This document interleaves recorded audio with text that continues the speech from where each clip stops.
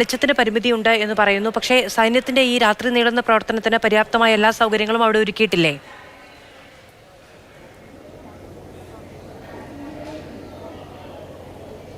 മാധു, ഇപ്പോൾ ജനറേറ്ററുകൾ ഉപയോഗിച്ചാണ് എന്തായാലും ചൂരൽമല ടൗണിന് അല്ലെങ്കിൽ വെള്ളാർമല സ്കൂളിന് തൊട്ടപ്പുറത്തുള്ള പ്രദേശങ്ങളിലൊക്കെ തന്നെ ഇത്തരത്തിൽ ഇപ്പോൾ ഇവിടെ വെളിച്ചമെത്തിക്കുന്ന ഒരു പ്രവർത്തനം KCB ഒരു വിജയകരമായ തോതിൽ തന്നെ നടപ്പിലാക്കിയെന്ന് നമുക്ക് പറയേണ്ടി വരും. പക്ഷേ ടൗണിലേക്ക് ഇറങ്ങുന്ന സമയത്ത് ഇവിടെ വൈദ്യുതി ബന്ധം പൂർണ്ണമായി വിച്ഛേദിക്കുന്ന ഒരു അവസ്ഥയുണ്ട്. മാത്രമല്ല ഇവിടെ ഈ ഒരു അടുത്ത പ്രദേശത്തേക്ക് വൈദ്യുതി ബന്ധം കൊണ്ടുവരികയാണെങ്കിൽ അത് രക്ഷാപ്രവർത്തനത്തിനെ പോലും പ്രതികൂലമായി ബാധിക്കുന്ന ഒരു അവസ്ഥയുണ്ട്. അതുകൊണ്ട് തന്നെ ഇപ്പോൾ ഇവിടെ വെളിച്ചമെത്തിക്കുന്നത് താൽക്കാലികമായി ജനറേറ്ററുകളും മറ്റും ഒക്കെ എത്തിച്ചുകൊണ്ടാണ്. ഇന്ധനവും ഒക്കെ തന്നെ ഇങ്ങോട്ടേക്ക് എത്തിക്കാനായി തന്നെ ഒരു പ്രത്യേക സംഘത്തെ ഇവിടെ രക്ഷാപ്രവർത്തകർ സജ്ജീകരിച്ച് നിർത്തിയിട്ടുണ്ട്. ഇപ്പോൾ നമുക്ക് ദൃശ്യങ്ങളിൽ കാണാം, നമുക്ക് വലിയ തോതിൽ തന്നെ ഇവിടെ നിരവധി ചെറിയ ചെറിയ ഫ്ലഡ് ലൈറ്റുകൾ സ്ഥാപിച്ചുകൊണ്ടാണ് അവിടെ ഇപ്പോൾ രക്ഷാപ്രവർത്തനം നടക്കുന്നത്. ഇനി വെളിച്ചം നമുക്കറിയാം, ഇന്ധനം ലിമിറ്റിൻ്റെ ഒരു ലഭ്യതക്കുറവ് ഇപ്പോഴും ഈ പരിസര പ്രദേശങ്ങളിൽ അനുഭവപ്പെടുന്നുണ്ട്. മാത്രമല്ല രാത്രിയിൽ ഇത്തരത്തിൽ ഒറ്റപ്പെട്ട് കിടക്കുന്ന ഒരു പ്രദേശത്തേക്ക് വാഹനങ്ങളിൽ ഇന്ധനവും അതുപോലെ തന്നെ മറ്റ് സാമഗ്രികളും എത്തിക്കുന്നത് ഏറെ വെല്ലുവിളി നിറഞ്ഞ ഒരു കാര്യമാണ്. അതുകൊണ്ട് തന്നെ വെളിച്ചത്തിൻ്റെ ഇപ്പോൾ ഉണ്ടാവുന്ന ഒരു പര്യാപ്തത അല്ലെങ്കിൽ വെളിച്ചം ഇപ്പോൾ നല്ല രീതിയിൽ ലഭിക്കുന്നുണ്ട്. ഇപ്പോൾ ഇത്തരത്തിൽ ജനറേറ്ററുകളും മറ്റുമൊക്കെ ഉപയോഗിച്ച്, പക്ഷേ ഒരു സമയം കഴിഞ്ഞു കഴിഞ്ഞാൽ ഇത്തരത്തിൽ ഇവിടെ ഈ രീതിയിൽ വെളിച്ചം നിലനിർത്തുക എന്നത് സൈന്യത്തെ സംബന്ധിച്ച് വലിയ ഒരു വെല്ലുവിളിയാവും. മധു, ഈ ദുരിതാശ്വാസ കേന്ദ്രങ്ങളിൽ അടക്കമുള്ള കാര്യങ്ങൾ എങ്ങനെയാണ്?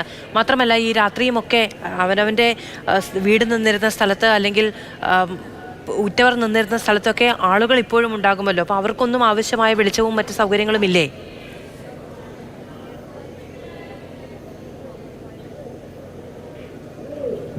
മധു, ദുരിതാശ്വാസ ക്യാമ്പുകളിലും മറ്റ് സ്ഥലങ്ങളിലുമൊക്കെ തന്നെ ഇവിടെ ഇപ്പോൾ നിലവിൽ എത്തിക്കാവുന്ന പരമാവധി സൗകര്യങ്ങളൊക്കെ തന്നെ ഇവിടെ എല്ലാവരും എത്തിക്കുന്നുണ്ട്.